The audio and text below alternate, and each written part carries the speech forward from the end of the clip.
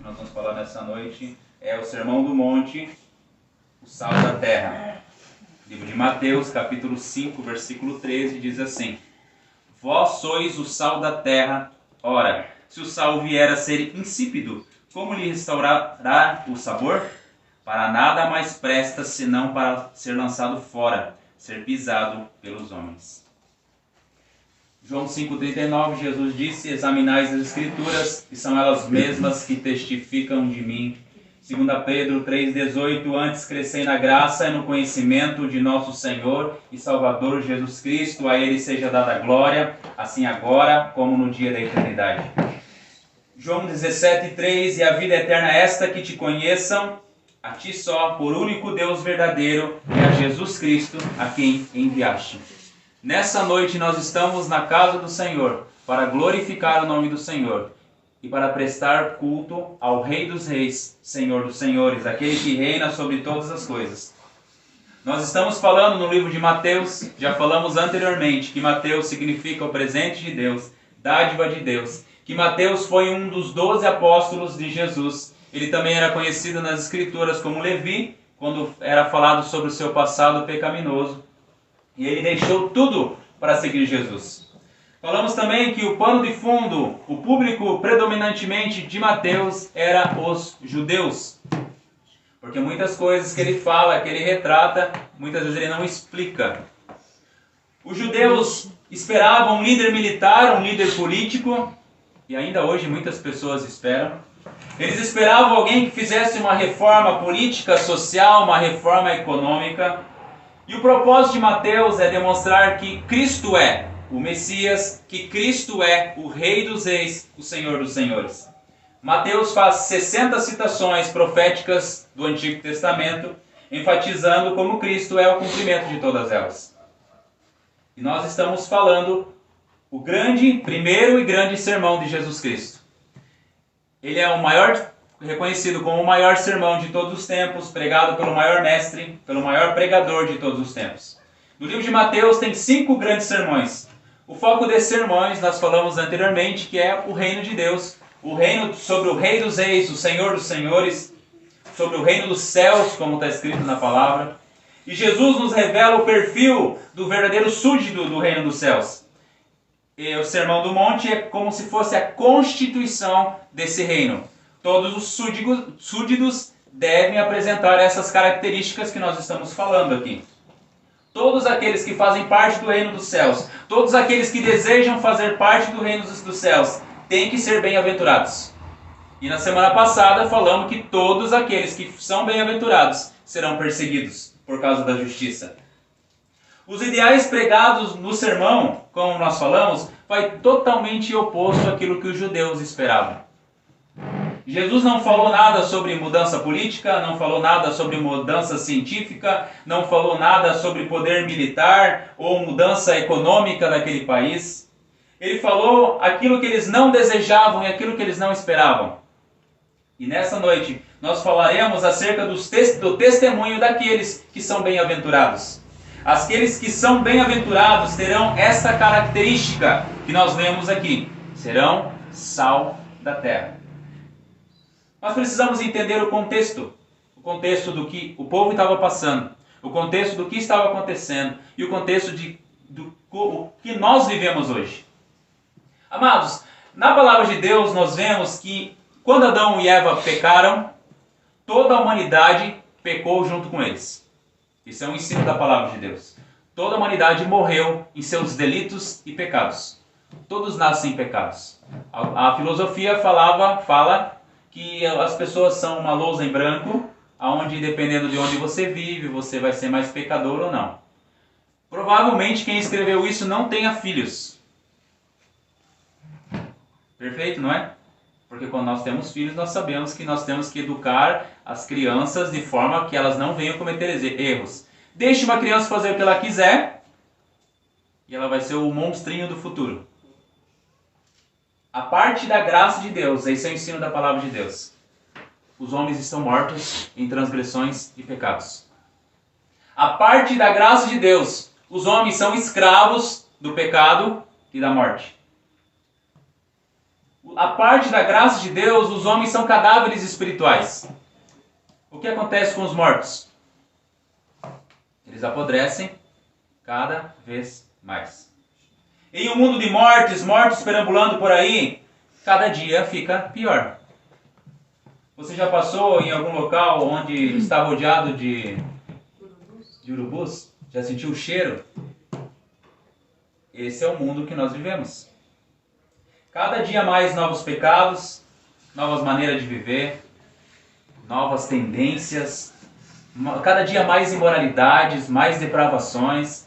Quando nós dizemos, agora chegou no limite, o homem é tão criativo que cria uma nova forma de pecar, uma nova forma de viver. A parte da graça de Deus, esse mundo se autodestrói. Ela é uma vala de cadáveres. Um mundo que ama seus pecados, ele ama a sua maneira de viver, ele ama seus erros, ele ama as suas imoralidades, como temos falado muitas vezes. E esse é o ensino da palavra de Deus. E é nesse contexto aqui que Jesus fala, vós sois o sal da terra. É preciso, amados, olhar o mundo não na perspectiva das campanhas políticas, mas pelos olhos bíblicos, os olhos espirituais.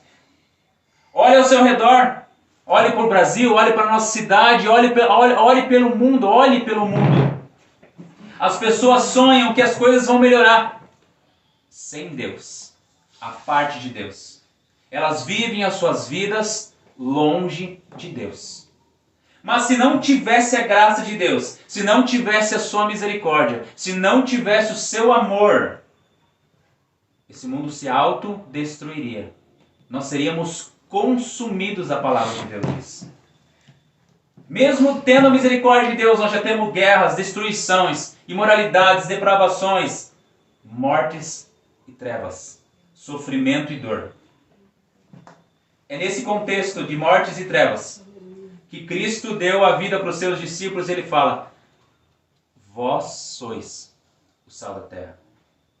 Vamos falar um pouquinho sobre o sal? Versículo 13 fala, vós sois o sal da terra. Eu quero contar uma história que eu ouvi há muito tempo atrás. Hoje eu procurei na internet, tem dezenas de versões. Eu vi o título que é A Princesa e o Sal. Talvez você já tenha lido, talvez você já tenha ouvido, mas eu vou contar ela do jeito que eu ouvi. Existia um rei, tinha 3 filhas. Um dia ele chegou para elas e perguntou o quanto elas o amavam. A primeira filha disse para ele que ela amava ele tanto quanto o ouro. A segunda filha falou que ela amava tanto quanto diamantes, e esse rei ficou muito feliz. E a terceira falou que ela amava ele tanto quanto o sal. Esse rei ficou furioso, porque o sal é baratinho, não é? O sal não vale nada. Você encontra em qualquer mercadinho da rua. O ouro, diamante, esmeraldas, qualquer outra coisa. É muito difícil. Ela foi expulsa do reino. Por causa da sua beleza, um tempo depois ela encontrou um príncipe e se casou com ele. Toda a história é bonita. Acontece isso. Passado alguns anos, ela se tornou rainha, seu príncipe se tornou rei. E ela convidou todos os reis para um grande banquete. Foi convidado os reis de toda a região para um grande banquete. E lá estava o pai dela, o rei. E a princesa, a rainha agora, pediu para o seu rei se ela podia servir o seu pai. Fazer o alimento dele e servir ele. O rei falou, não faz muito sentido a rainha fazer uma coisa dessa, tendo tantas pessoas ali para servir. Mas tudo bem, se é o teu desejo, vamos fazer assim. E ela fez a comida dele sem sal. Primeiro prato do dia, de entrada uma sopinha, um caldinho, né? Todos os reis se deliciando naquele caldo maravilhoso. Ele colocou na boca aquela sem gosto, sem tempero. Ele olhou para o lado e todo mundo bem e falou, não, tudo bem. Segundo lá, uma carne bem assada, coisa de gaúcho, sem sal. Ele falou, alguma coisa está errada. Eles estão de sacanagem comigo. Deixou. Terceiro veio agora vamos falar do Brasil, uma feijoada maravilhosa, sem sal. Ele joga o prato no chão e diz assim: por acaso vocês querem suscitar uma guerra? Vocês querem uma guerra contra mim?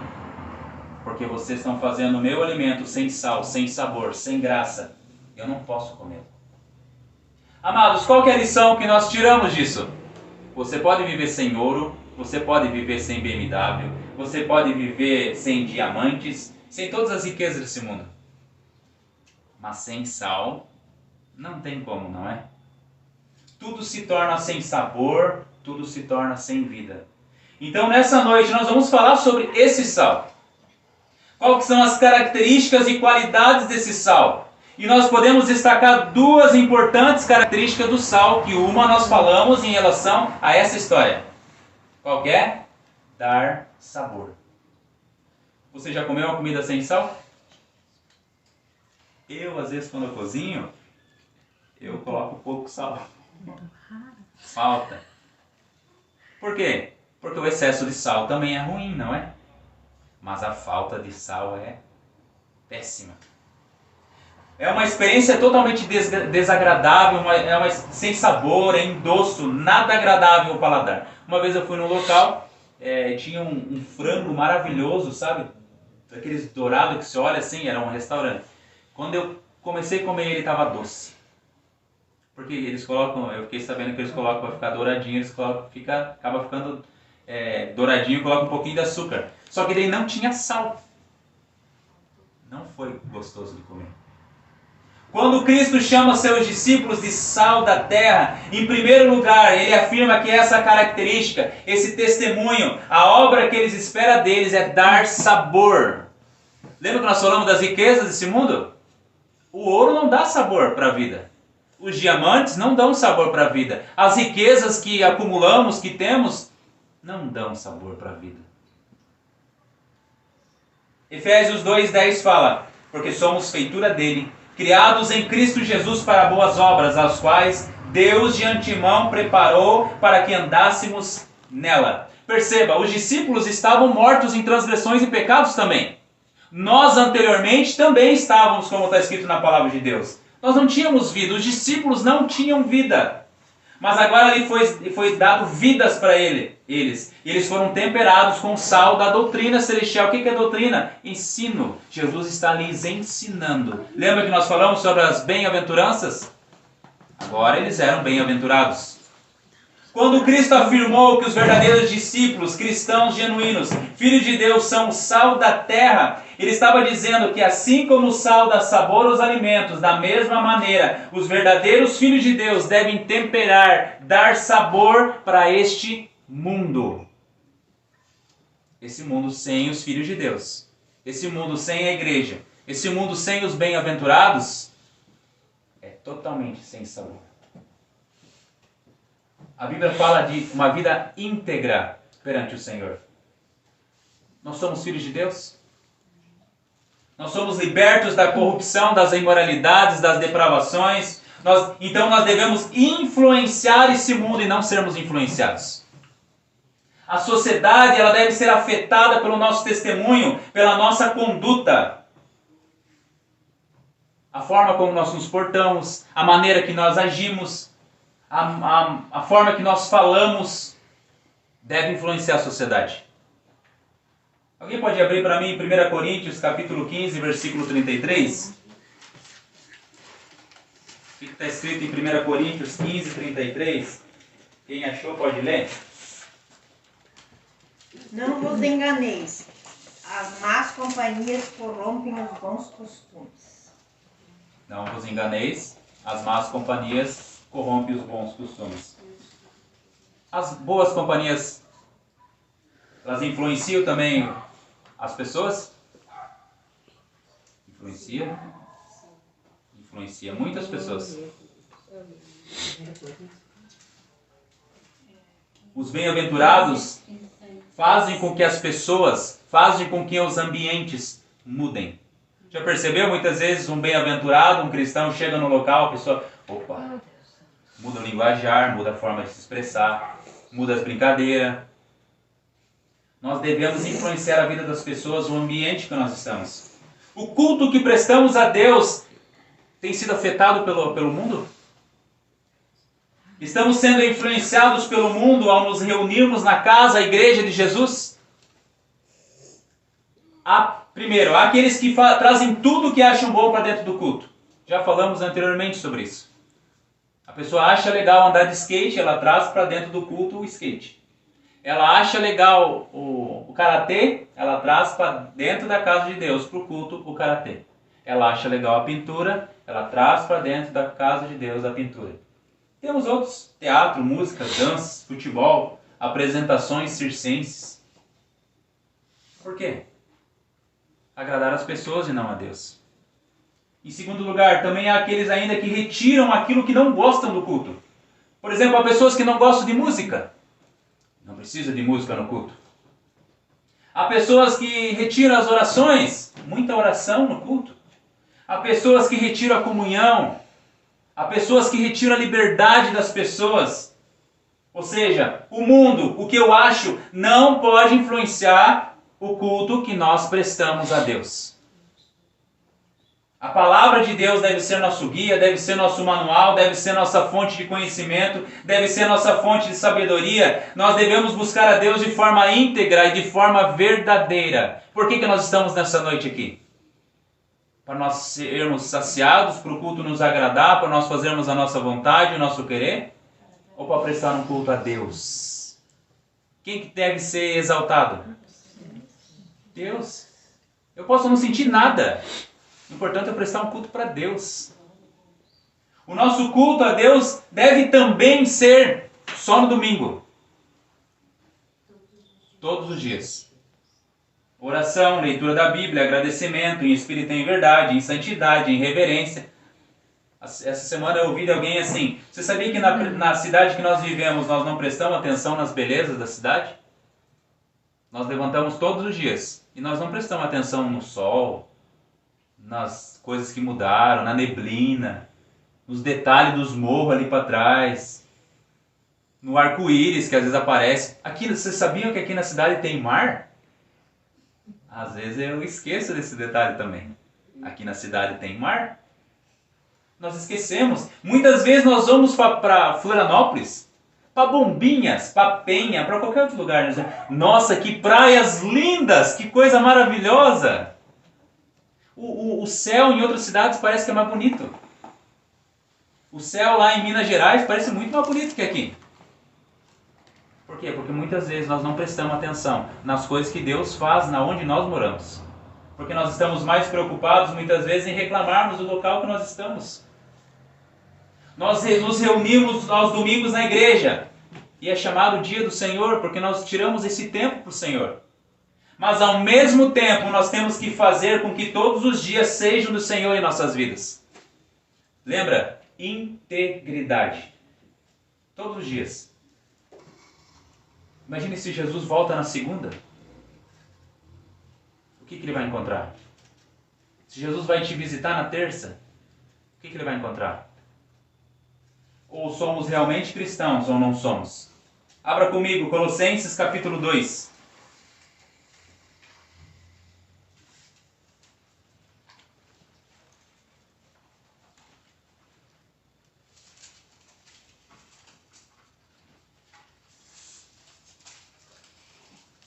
Colossenses capítulo 2, versículo 20.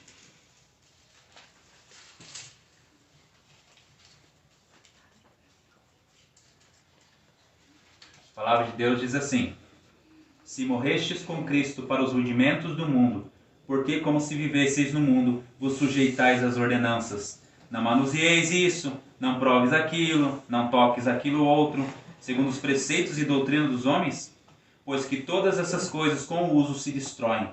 Tais coisas com efeito têm aparência de sabedoria, como o culto de si mesmo, e de falsa humildade, e de rigor ascético, todavia não tem valor algum contra a sensualidade.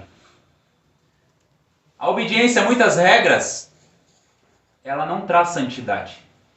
Como nós falamos diversas vezes aqui nesse lugar, eu posso fazer uma lista gigantesca do que você pode ou não fazer.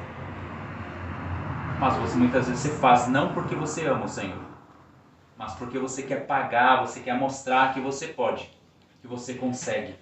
Você quer mostrar que nem o fariseu fazia uma lista de coisas que podiam não fazer. Mas muitas coisas que são boas que fazemos, nós fazemos de forma pecaminosa também. E muitas vezes nós demos exemplos aqui nesse lugar também. Então a palavra de Deus não é moralidade. Eu posso colocar os 10 mandamentos para você. Se você não tiver Jesus, não faz a mínima diferença.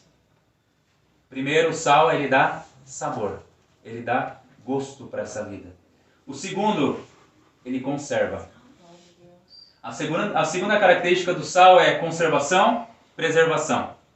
Em tempos de geladeira, em tempos de freezer, em tempos de refrigeradores, para nós mais novos, nós não compreendemos tanto como que isso funciona, não é?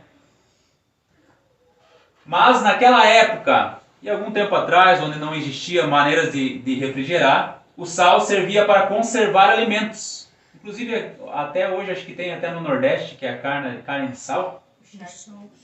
Peixes, Carne de sol, né? Carne de sol. Não, sal. Eles colocam sal e preservam aquele alimento para ele não estragar. Então, antigamente, quando não tinha as geladeiras, no tempo de Jesus, eles utilizavam também para preservar. Foi uma técnica muito importante. Perceba, conservação. O sal tem qualidade de impedir que os alimentos se estraguem, tem qualidade de evitar que os alimentos se corrompam, sejam corrompidos, que eles apodreçam. E esse é outro ponto muito importante do ensino de Jesus. Lembra que nós estamos falando num mundo de morte, num mundo de cadáveres? O sal serve para conservar. Se não fosse por isso, esse mundo teria um cheiro insuportável, um cheiro repugnante. Lembra? Tira a graça de Deus. Tire os bem-aventurados, tira os filhos de Deus dessa terra. O que vai sobrar? Morte, dor, sofrimento, corrupção. Quando Cristo nos comparou com o sal, Ele queria ensinar que a manifestação das bem-aventuranças na vida do cristão atuam para impedir o avanço do pecado, atuam para impedir o avanço da perversidade, o avanço da corrupção nesse mundo mau. Como que o sal funciona? Os alimentos serem conservados. Não avança a corrupção, o apodrecimento não avança nesse alimento. Cristo nos mostra que onde os bem-aventurados estão, eles atuam para preservar o quê? O bem, a justiça, a santidade, a reverência. A presença do cristão, ele deve manifestar esses valores. A nossa conduta deve inibir as pessoas de cometerem pecados abertamente. Devemos conservar a paz, manter o bem, manter a santidade. Devemos impedir que a impiedade, que a imoralidade, que os pecados se alastrem. Veja, o que está escrito? Vós sois o sal da terra.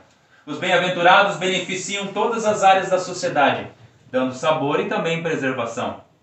Você consegue ver o quanto Deus é maravilhoso? Se não fosse por sua graça, esse mundo seria insuportável. Seria impossível de viver. Onde houver um cristão fiel, seja aqui nesse lugar, seja na escola, seja na sua casa, seja numa empresa, seja em repartições públicas, o seu testemunho justo e santo vai inibir o pecado das pessoas. Quer ver um exemplo? Um cristão entra no lugar, as pessoas param de falar palavrão. Eu sei pela empresa que eu trabalho. Muitas pessoas eles falavam um atrás do outro. Daí eles percebem que você é contra aquilo dali. E eles falam, desculpa. E eles mudam a maneira de falar. Mas é respeito. Não. É que nós, através do nosso testemunho, nós influenciamos o meio que nós estamos. Com a presença de um cristão, as pessoas ficarão constrangidas a ficar falando palavrão, a ficar fazendo coisas erradas também. Já percebeu que o mundo ele não pede conselho para nós quando eles querem fazer coisa errada? Porque eles sabem o que nós vamos falar. Ele sabe que serão corrigidos. Ou seja, o cristão refreará os atos da maldade, refreará os atos pecaminosos, as imoralidades, e vai impedir que muitos desses sejam cometidos. Veja algo muito importante. No Brasil, é afirmado que temos mais da metade de cristãos. Isso deveria fazer com que as leis injustas não fossem aprovadas. Deveria impedir o aumento dos pecados, o aumento das imoralidades, deveria impedir as corrupções, deveria impedir o aumento da violência. A presença dos cristãos deveria fazer com que os pecados não prevalecessem. Mas por que está aumentando dia após dia? Porque os cristãos não têm sido sal da terra. Os cristãos não têm influenciado essa geração de forma conforme diz a palavra de Deus. Ah, mas eles têm influenciado politicamente. Não é isso que Jesus falou aqui na sua palavra. Foi dessa forma? Bem-aventurados. Nós devemos ser bem-aventurados. Somente os bem-aventurados influenciam a sociedade. É isso que tem acontecido? Que Deus tenha misericórdia da nossa nação. E você tem se esforçado diariamente para viver como um cristão de verdade, viver com integridade? Nós devemos nos esforçar todos os dias para manifestar as bem-aventuranças. Nós devemos orar, ler a Bíblia, meditar na palavra de Deus todos os dias. Quantas coisas que nós fazemos durante o dia? Ah, mas o dia para mim é muito curto. Mas perceba, às vezes tem celular que mostra quanto tempo que nós passamos no celular. Na internet, muitas vezes. E às vezes a gente não percebe, muitas vezes. Nós devemos nos consagrar ao Senhor, viver para o Senhor de forma piedosa, de forma íntegra, em plenitude. O mundo deve nos ver como aqueles que fazem parte do reino dos céus e que apontam para esse mundo perdido o caminho da reconciliação com Deus. Veja comigo, Tito, capítulo 2.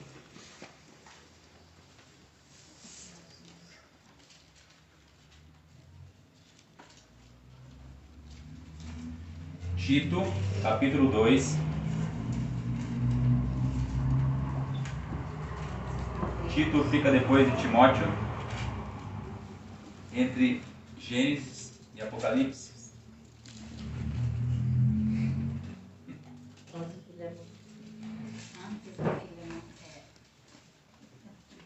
Tito, capítulo 2, versículo 11. Veja comigo.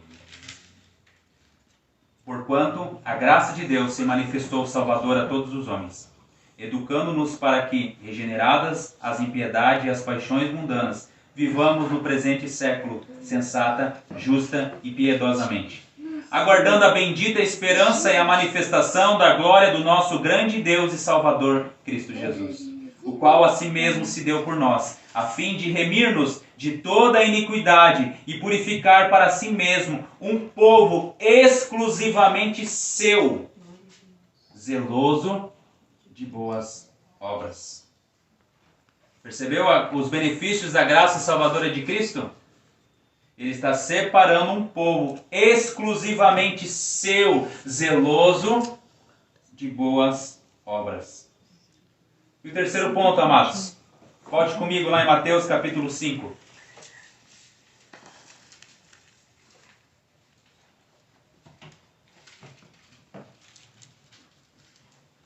Versículo 13 diz assim: vós sois o sal da terra.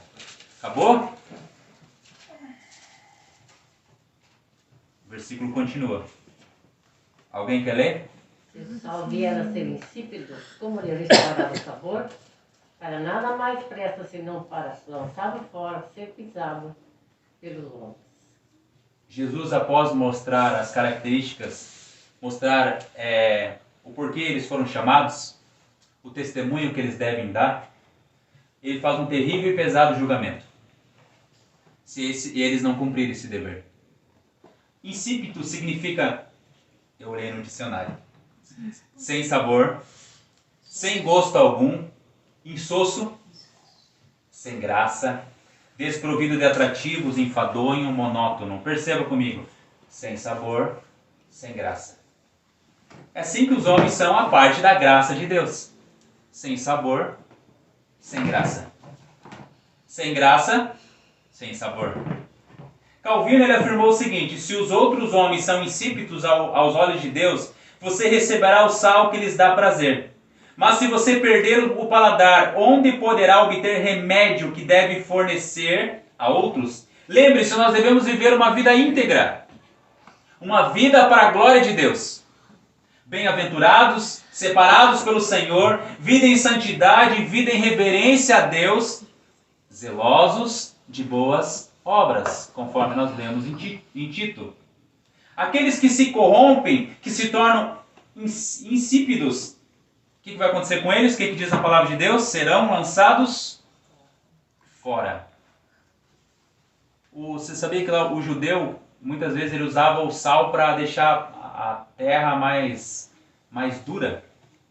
Eu aprendi estudando esses dias também. Eles colocavam sal na terra assim e ela se tornava mais dura, para as pessoas pisarem em cima. Aquele sal valia alguma coisa? Você ia colocar ele na panela para temperar o seu alimento? Não servia mais para nada, a não ser para as pessoas pisarem em cima. Para quem foi esse julgamento aqui? De ser lançados fora, de ser pisado pelos homens. Para aqueles que pegam a palavra de Deus e distorcem os seus ensinamentos. Para aqueles cujas vidas são de hipocrisia e mentiras. Para aqueles que atam fardo pesado nas pessoas com coisas que nem eles mesmos fazem. Jesus afirma que estes não servem para nada, a não ser serem lançados fora e pisados pelos homens. Eles pensam que são sal, mas não são sal. Eles são insípidos. Amados, esse é um teste da verdadeira conversão também. Você já fez um autoexame na sua vida espiritual? Você tem analisado, avaliado sua vida com Deus? Você tem amado o Senhor de todo o seu coração, de toda a sua alma, de todo o seu entendimento, com todo o seu ser, como diz a palavra do Senhor? Se vocês me amais, guardareis os meus mandamentos. Você tem características daqueles que foram salvos pelo Senhor? Você é bem-aventurado? Você nasceu de novo? Você vive todos os dias para o Senhor? Você é pobre de espírito? Você chora por seus pecados e pelos pecados à sua volta? Você é manso e humilde de espírito? Você tem fome e sede de justiça? Você é puro de coração? Você é pacificador? Você sofre perseguição por causa de Cristo e por ser fiel seguidor de Jesus? Lembre-se, as obras não nos salvam, mas elas testificam se nós somos salvos pelo Senhor. Se nascemos de novo, terá evidências que isso aconteceu. Como nós falamos anteriormente, uma mensagem anterior. Você já viu uma pessoa morta? Você beliscar ela, o que acontece? E o vivo? O outro, se ficar muito perto, acaba acertando, não é? Há evidências que nós estamos vivos com o Senhor ou não. Se nós não sentimos nada quando cometemos pecado, nós temos que rever se realmente nós somos salvos pelo Senhor. Veja comigo Lucas, capítulo 6.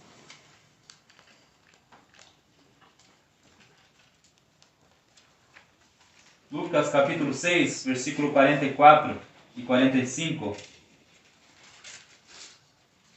Quem achou pode ler.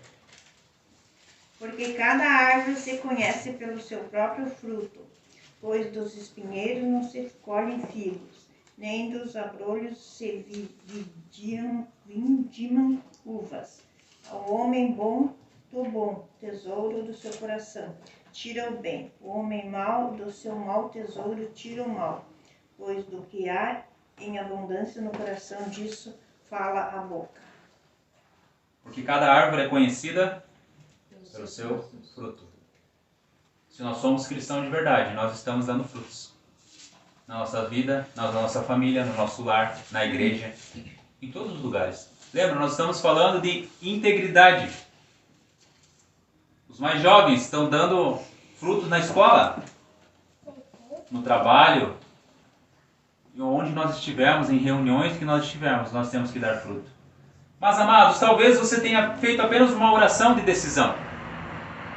Talvez alguém um dia falou que você deveria aceitar Jesus e você disse, aham, tá bom. Você marcou na tua agenda que você fez isso naquele dia. Talvez alguém lhe disse que tu deveria fazer obras para ser salvo. Talvez alguém disse que você é salvo usando seu livre-arbítrio, escolhendo Jesus. Talvez você viva com uma máscara, mas realmente não foi salvo pelo Senhor. Porque você faz algo forçado. Você não faz porque você ama ao Senhor. Talvez você se sente que ainda não foi salvo. Você não testifica que você é salvo. Você não sente que você está vivo com o Senhor. Mas, irmãos, ainda há tempo. Você sente que foi salvo por Jesus? Se você não sente, reconheça e confesse seus pecados ao Senhor. Reconheça que você é merecedor de condenação. Todos nós somos merecedores de condenação. Lembra, Jesus, uma das bem-aventuranças é que nós devemos ser pobres de espírito. Nós não temos nada para apresentar perante o Senhor. Nós somos totalmente pecadores. E que nós não temos nada para oferecer a Deus. A Bíblia fala que nossas obras são como trapos de imundícia.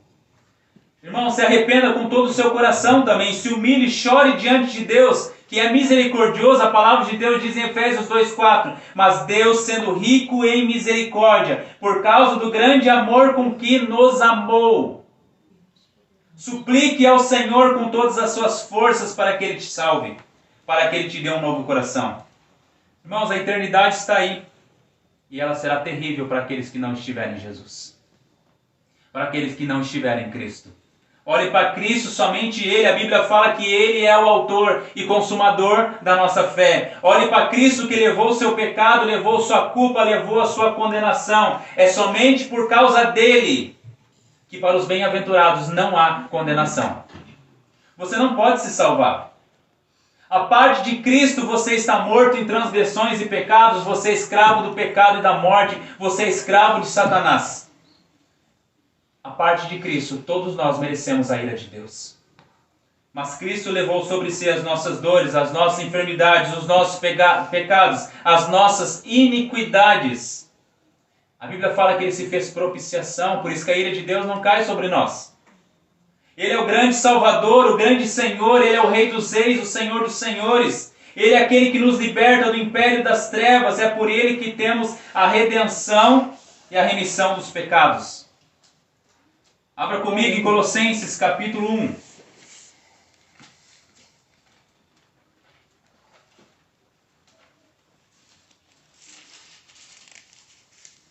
Colossenses capítulo 1, versículo 13. A palavra de Deus diz assim, Colossenses capítulo 1, versículo 13. Ele nos libertou do império das trevas e nos transportou para o reino do Filho do seu amor, no qual temos a redenção, a remissão dos pecados. Este é a imagem do Deus invisível, o primogênito de toda a criação, pois nele foram criadas todas as coisas, nos céus e sobre a terra, as visíveis e as invisíveis, sejam tronos, sejam soberanias, quer principados, quer potestades, tudo foi criado por meio dele para ele. Ele é antes de todas as coisas, nele tudo subsiste. Ele é o cabeça do corpo da igreja, ele é o princípio, o primogênito entre os mortos, para em todas as coisas ter a primazia. Porque aprove a Deus que nele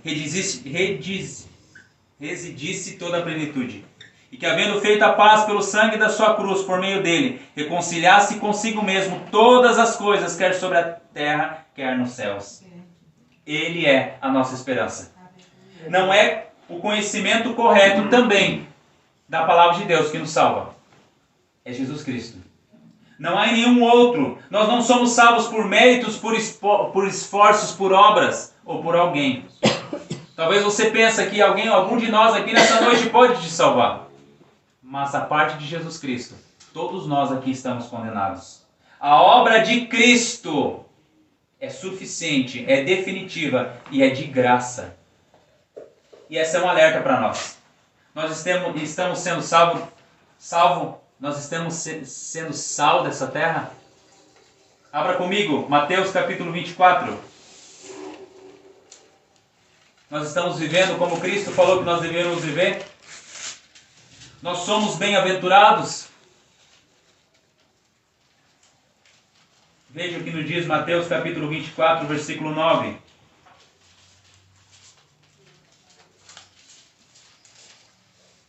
Mateus 24, versículo 9 diz: Então sereis atribulados e vos matarão. Sereis odiados de todas as nações por causa do meu nome. Nesse tempo, muitos hão de se escandalizar, trair e odiar uns aos outros. Levar-tar-se-ão muitos falsos profetas e enganarão a muitos. E por se multiplicar a iniquidade, o amor se esfriará de quase todos eles. Aquele, porém, que perseverar até o fim, esse será salvo. O que vai acontecer com aqueles que não estiverem em Jesus? Eles serão perseguidos e vão desistir. A iniquidade vai aumentar e o amor deles vai se esfriar. Porque eles não são bem-aventurados. Porque eles não são verdadeiramente salvos pelo Senhor. Os verdadeiramente salvos pelo Senhor está escrito deles: aquele, porém, que perseverar até o fim, esse será salvo. Aleluia. Nós somos salvos pelo Senhor? Se nós somos salvos pelo Senhor, se somos bem-aventurados, nós seremos sal dessa terra. Nós faremos diferença nessa terra. E para concluir, amados irmãos, volte lá, Mateus capítulo 5, versículo 13. Diz lá, alguém quer ler?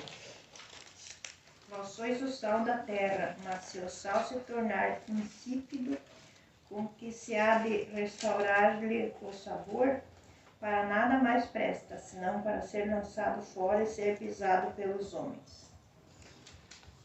Para o mundo, o sal é algo barato, é algo sem valor. Lembra da história? Mas analisando o que o nosso Senhor nos diz, nós entendemos que o sal dá sabor, que o sal conserva os alimentos. Em um mundo de imoralidades, depravações, pecados, morte e dor, os bem-aventurados dão sabor, eles conservam, eles beneficiam todas as áreas dessa sociedade. Se alegre, amado, se regozije, se está se esforçando todos os dias para viver uma vida de santidade, para viver uma vida de integridade perante o Senhor. Se fomos feitos bem-aventurados, nós podemos nos alegrar, nós podemos nos regozijar. Bem-aventurados aqueles que foram resgatados pelo Senhor Jesus Cristo. Bem-aventurados são aqueles que foram feitos sal da terra. Vós sois o sal da terra? E que vivamos como diz a palavra de Deus, em 1 Coríntios 10, 31. Assim, quer comam, bebam ou façam qualquer outra coisa, façam tudo para a glória de Deus. Louvado seja o nome do Senhor.